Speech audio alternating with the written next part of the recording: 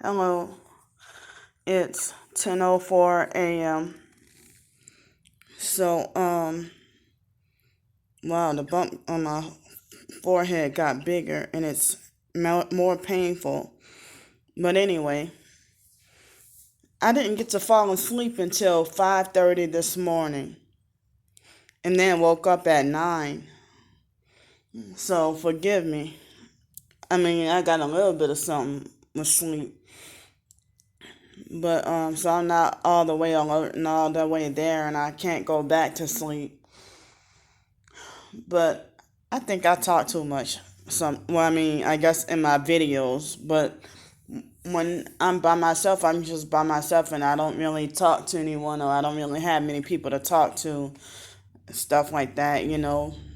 I'm a loner, so I don't really have really any friends or anything like that. But maybe a couple of people now. There was this one new person that I just recently talked on the phone with. She seemed okay, but that other person, I had to cut her out because of the satanic, symbolism. And so, I know that I figure in certain videos, it seems like I guess I get a little wordy in my talking. I'm like, wow, I wish this video could have been shorter, but I guess I've been the type that feel the need to explain everything, but I had a nightmare. Well, I don't know if nightmare, but it was, this morning when I was sleeping. Excuse me. I had I call it a bad dream of being back on the streets, and but the portrayal was slightly different. But I had, I don't believe in deja vu, but it seemed kind of like a repeat dream, a little bit similar to something that I've had before.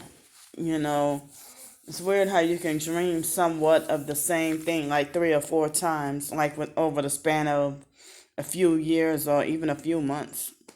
Wonder what that's about. Excuse me. Oh, sorry. So, well, I'm about to go eat breakfast right now. I heard something about that they said that we're supposed to get a stimulus check by March 1st. And they say like Biden and all whoever said that, you know, everybody will be able to afford to pay all their bills until June, and that I think they said the unemployment is supposed to be until July or August or something like that. But 1,400, that's enough, you know, for me to stay here for a month. But I'm gonna try to take my shot at trying to. I don't even know if anybody's seeing this video, if they can tell me where else in the state of Florida. Let's see, Florida, South Georgia, Alabama, or Louisiana or Mississippi. Tell me where I can go, where I can get a permanent place to live for no more than $500 or $600 um a month, and then I can get out of y'all hair and not have to, hopefully not have to ask for donations or anything or help or anything like that. But it's like I have a lot of setbacks and challenges, and I came here as a result of more like an emergency, and didn't realize until I got here. I mean, I just, you know, after being kicked out of my own hometown, I just, I mean, I didn't even, I mean, but I heard that's what this gang stalking has a lot of us targeted individuals doing, like, and then narcissistic abusers. And, if you don't realize, if something happens, or like when Alex ran me out of Pensacola, of course, it was just a rash decision. And I, went to, Mobile, Alabama, but that's very close. But I didn't even, I mean, I tried to get housing there, and it seems like there was really nothing there either. But I'm looking for a place where I can get, but I would hate to have to live in a dangerous neighborhood that's not safe. And then I mean, I already had to deal with that on top of this targeting, make your life more of a threat, you know. But it seemed like if I were to spend that whole 1,400 on here, that will only last 1 month. But I just wish that I didn't have sleep deprivation troubles. And, I figured that if I were to have a job with a car, they would sabotage my job opportunities and my car if I had one. Excuse me. Or they would rig the car to try to set you up to get into a nearly deadly car accident. If God were to protect you from dying, but then you still have to, suffer injuries and stuff like that. So that's scary right there. Even if you're not sleep deprived, they set it up. So excuse me, because yeah, I'm trying to figure out where to move to. I mean, I just cannot handle cold weather. I can't. I cannot function in cold weather. It's like the 50s, and I'm feeling pretty kind of a little uncomfortable and a little cold up in here right now. you know. So trying to figure out what can I do, and where can I go. Um, and I mean, I'm on this waiting list for housing, but they said there is no housing here. I mean, no affordable housing here. And it seems like even if I were to be submissive to the mental health system, they make it like as if, and I know not to do that, but they make it as if that's the only way you can get, housing or whatever. And so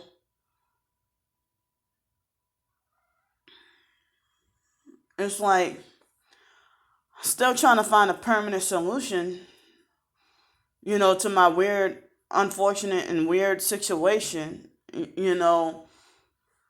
I even try to look up alternative living, but the idea of living on campgrounds, I don't know how to do that I mean, if I were to have a tent, but I don't have a way to get to a certain campground or go live out like people just go, oh, why don't you just go live out in the woods? Well, if I go live out in the woods, and me being single and female and targeted and easily tracked, that would make perps or animals or something, more susceptible, or more easy for them to kill me. If I were to go live out in the woods.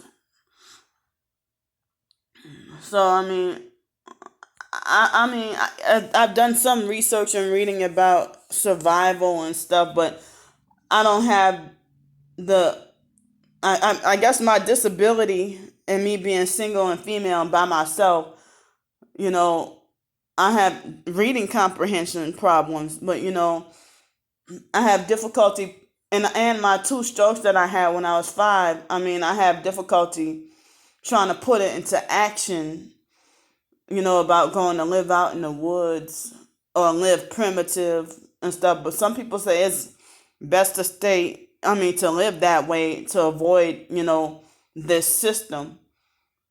But they say it's best to live that way in order to avoid the system. But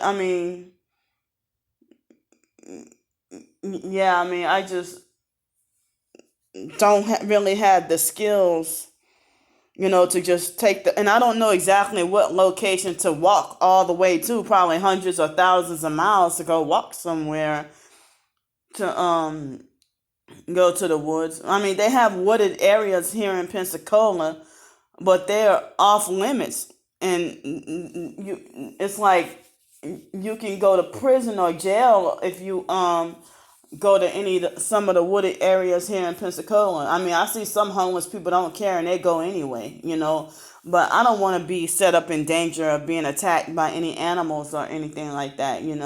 If I were to go in the woods. But I heard that if you're microchipped, and which not sure if I'm microchipped or not from foster care. I'm not sure if I'm microchipped, but I heard that if you're microchipped or if you got remote neural monitoring, then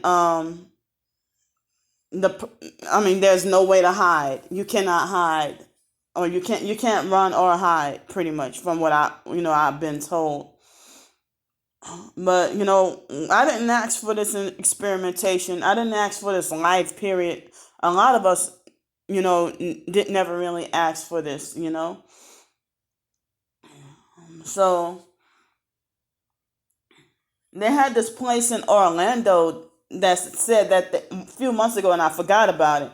They said that they had housing available, like low income housing. I have to go back and find that information, but they told me that I would have to physically go to Orlando, Florida, and fill out the application and get everything, paperwork and everything. But they told me, but so I couldn't fill it out online, or they wouldn't mail it to me. They told me I had to go in person. I don't remember this housing program, and I'm the type, with my disability and the way I am, I need something by myself. I cannot live in shelters. I cannot do roommates. And, the perps will twist it and lie and say that, oh, she thinks she's too good. I've done that before. I'm just saying, I know that it does not work for me. I know that I function best alone and by myself. So I cannot deal with living with other people, and I can't live in shelters and group homes and stuff like that.